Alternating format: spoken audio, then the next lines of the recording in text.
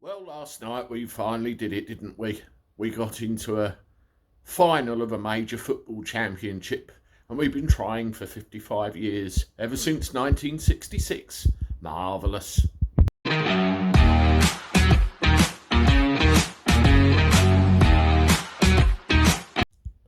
How do everyone? Welcome back to the channel for a Thursday afternoon. On my sofa again. I haven't been near the car yet, but that will change very shortly.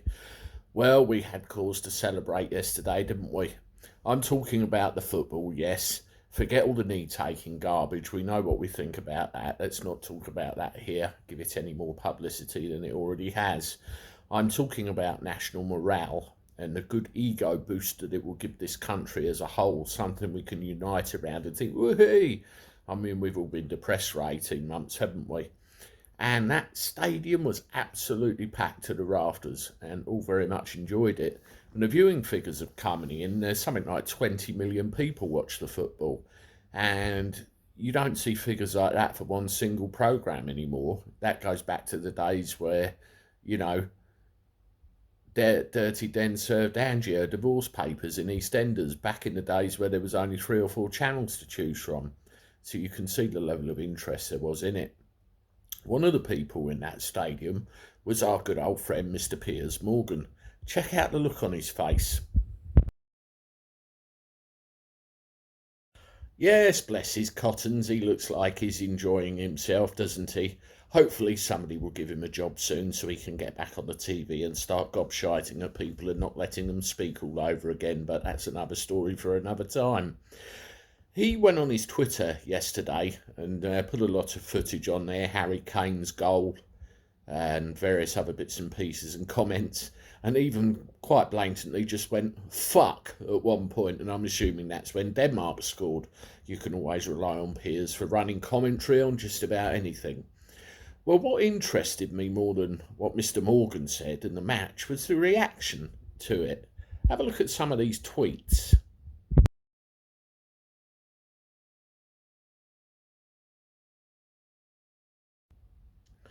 You know, that's just a small handful.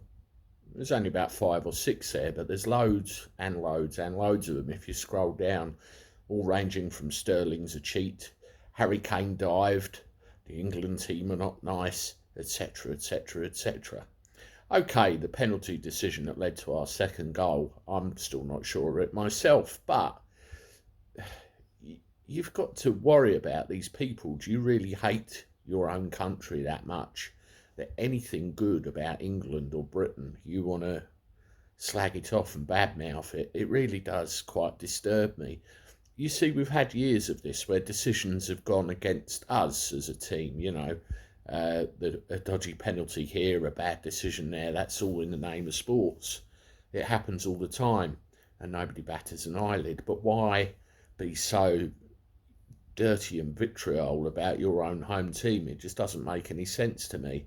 The only thing I can think of, people become so poisoned and indoctrinated by everything else that's going on, the EU and everything else, they just no longer have any time to appreciate or like anything to do with England anymore. It really is quite disturbing for the faction of us that do, the faction of us that really like this country and everything it represents. That was a bloody good night for, English morale last night, and I hope we can go on and beat the Italians. But this isn't about football. This is about the disturbing reality of the way people behave.